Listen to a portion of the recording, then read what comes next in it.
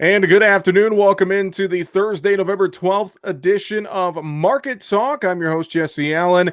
You can find us online, markettalkag.com, on Facebook, Twitter, Instagram, as well, at Market Talk Ag, and on all your favorite podcast sources as well. And let's dive right into things. Joining us today, our good friend from Total Farm Marketing by Stewart-Peterson, John Heinberg, is on with us today. John, how are you? Doing well, Jesse. I'm doing well. Appreciate you being on, John. Let's get right into this market today. A little bit of a reversal. It looked like corn kind of took the grain markets lower. We were testing that contract high of 424 this week, but we fell back today. Let's start with corn. What did you see there? What was up with the move lower today? Well, you got to look at the markets in general. We had a big move on that report day on Tuesday. So probably a little bit of profit taking going on in this window here. We got the good news. We got the reaction. Now the market seems to be resting a little bit, taking some money off the table. Really concerned, though, about what's going on with the outside markets. Obviously, a lot of chatter in terms of COVID-19 and its resurgence. Do we see that come into play? That weighed on the equity markets today, too, which also probably came over and just got some risk-off mentality, at least in the grain markets, as elevated as they are. But overall, though, we had that report on Tuesday. The supply side of the equation does still stay very tight and maybe potentially getting tighter. So we'll have to see how things kind of go from here and out. Market probably going to be moving to a little more quiet news zone here between now and the end of the year. And with the money holding on to long positions, it wouldn't shock me we bleed this for a while and put not to say a post-harvest low in, but at least a trend lower, maybe into the end of December. So we'll have to kind of keep an eye on it. Good value out there for producers, but that was what's pushing that market. I think today was just let's get some risk off here, and now we got to watch the technical side, make sure it holds together. Yeah, it'll be interesting to see what moves forward with everything here. Soybean market's been on a nice run the last couple of days, especially after the report. Yeah, explosive numbers. We're talking historical levels, unprecedented levels, at least especially for the November timeframe in terms of where carryout is at 190 million bushels. What's more important there is stocks to use. That's the amount of available available days of bean supplies to us at 4.2%. So you take that times 365 means we got about 15 days of total beans left at the end of the marketing year. That's not very much at all. And in fact, there's only one year that's been tighter in the last 25, and that was 13 and 14. So that kind of gives you an idea where we are in the supply side of the equation. So biggest thing right now, market's kind of fighting this 1145 level in January. We fell back to it, fell under it, climbed back above it. It just seems to be holding some buying support. Like I said, in the corn market, beans do feel like they're resting.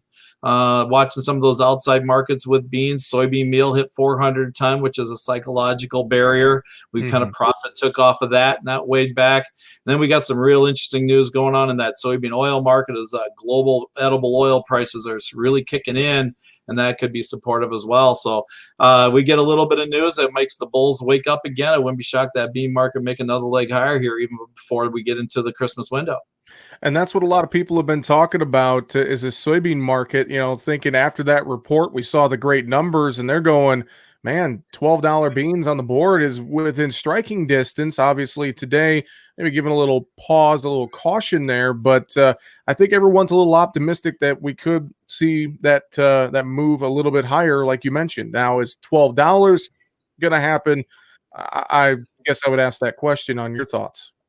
There's every reason it can't. When we got this carryover level at this tight of a supply window, we're really looking to ration the supply here. So we may see that price movement. Again, you look at the charts in terms of where we are, you look at the stocks to use ratio, that puts us in a range that brings that number into play. And typically when you get a market that's run into that area, we don't spend a lot of time in between. We get there fairly quickly. It's kind of like a little bit of a racetrack from 11 to 12 and then 12 back to 11. So kind of keep that on the radar. The other thing too, probably going on that's putting some pressure, November beans expire tomorrow. So we're getting any movement out of that. We did have some deliveries against November beans today, so those beans got what we call retendered, and that puts selling pressure into the market as well here. And then next week we got December options getting ready to come off the books here right before Thanksgiving, so that's going to put some weight on that corn market as well as we were trying to square everything up back to that $4 level where all the open interest is in those options. So those are things that keep things pretty choppy, just those typical expiration events that occur in the calendar here. And I know a lot of producers, there's been talk about the ability to take some profit here and get rid of some of that risk. And I mean, there still is plenty of opportunity, especially I look at the soybean market, but corn as well. There's some there, depending on your operation. It seems like there's plenty of opportunity to at least establish a floor and a base underneath you. Yeah, I mean, we're looking at prices in this window with the freshly harvested supplies we haven't seen in a handful of years. And so, yeah, there is great opportunity out there. I mean, obviously, everybody wants to be opportunistic and think prices are going to go higher. Well, then you make sure you got the floor underneath using some type of a put strategy under corn and or other strategies that are out there that are available to us. Obviously, with volatility, they do cost a little bit more, but you got to weigh the opportunity, the cost versus the defense versus the potential losses if this market were to flip over. A lot of things going on in the world geopolitically, as well as obviously with the COVID situation. Who knows when the next black swan event is and when it comes. And you just got to be prepared for it and make sure you protect the value that's sitting in front of you. John, let's look at the wheat market here real quick. A lower day there as well amid the rest of the grains. It seems like still kind of looking at some of those weather issues and challenges out there, and just some news. It looks like, looking at things out of Russia, of course, which we have been for a couple of weeks now, but it seems like that wheat market just wanted to move lower as well today. Yeah, wheat market, realistically, we're in a window here where the wheat market likes to work lower. USDA came out, those global stockpiles are still heavy. So that keeps Mhm. this market pressured. We may have been in a window where corn was keeping wheat elevated, and now that corn's kind of softening up. Now the wheat trade is feeling, okay, we can go too. And so we see a little more aggressive selling in the wheat market here. Obviously, we got to keep an eye on the global weather and things of that nature. We got a reduction in the Argentina crop here again today. So there are some production issues that are out there that could bring some more export business our way. But until we start seeing that global stockpile come down, and, it's going to be difficult for prices to kind of kick in and stay supported in a window where we typically see prices soften. John, let's switch to livestock cattle. Finally seeing a little activity in the countryside today. Not much, but some light activity out there. Seems like maybe some support from box beef prices is starting to increase a little bit, but I know that light packer interest out there is kind of hampering things. Cattle were mostly lower to mix today. What are you seeing in the cattle market? Yeah, I mean, that's really what this market's focused on right now is what's going to happen with the cash trade this week. We did see a little bit out in Nebraska at 109. That's very light trade, not enough to establish a pattern. Most bids are 10 to 11, and most of those bids are getting passed over by the producers, as we're hearing asking prices from 12 to as high as 114. You've talked about the retail values, good move in retail carcasses over the last couple of weeks. We're seeing that strength there and strength of product movement at the same time. So that's given the feedlot a little bit more resolve here to maybe hang in there and push for a little bit higher cash bid. Obviously we got a tug of war going on right now between the bids and the ask. We probably won't see cash trade really get developed maybe until late today or maybe even late tomorrow. Hopefully it gets done, during the trading day. It kind of feels like cattle market, at least right now. We've got the wood on the fire. We've got the gas on the wood. We just need a match to get it lit, and we can get a nice little leg higher here. But we need that cash trade to come into play and force that market to move up, especially with the strength that we're seeing in that retail box beef. Yeah, I know slaughter projected today around 121,000 head. Obviously Corona still pressuring the market, the coronavirus, COVID-19. But yeah, I agree with that assessment, John. It's like we just need that match to just start this fire in the cattle market right now. Yeah, and we're in a seasonal trend where we typically see that retail value come up, and it's following its pattern nicely as we're getting into the Christmas holiday season here, and we're building up supplies for the retailers there. Everybody talks about the restaurant trade and maybe the lack of Christmas parties, things weighing on the beef market, but we're really seeing really good grocery store retail movement. And to the point it's absorbing some of that lost restaurant trade. We're starting to find that the U.S. consumer says, hey, I can go to the store and get two steaks for the price of what I paid for one at the restaurant, cook it myself, and it tasted pretty dang good. There's a lot of really good beef specials if you look at the supermarket flyers. So that's helping this product keep moving here. And I think that's still going to be something we need to keep an eye on. If we continue to see good box beef movement from now till probably at least the 1st of December, that should be supportive of price and maybe probably get us to our kind of end of the year high. John, let's switch to hogs. This market's kind of been in a sideways range, it seems. We saw some strength today. Are we seeing some commercial buying here, or what's going on in this hog market right now? We got a little bit of value buying stepping in here as the markets kind of fell back. Obviously, you look at December well off the $70 level. Same thing with the February and April contracts. Retail carcasses were pushing the $100 level a couple weeks ago. Now we're in the low 80s. So there's some good value that's showing up there. Feels like the market's trying to put a bit of a bottom in here.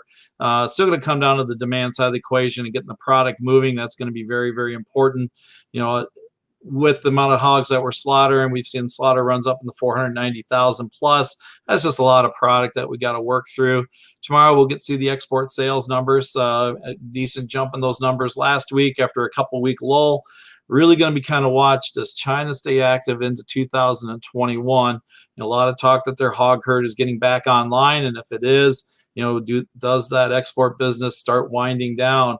We ramped up production here to meet that, and that has me a little concerned regarding those summer months of all of a sudden that aggressive export pace that we've seen come out of that country start falling apart as we move into the spring. And it's almost a tale of two different stories, whether you're a hog producer or a cattle producer right now. It seems like a little more caution in this hog market while there's that optimism out in the cattle market right now.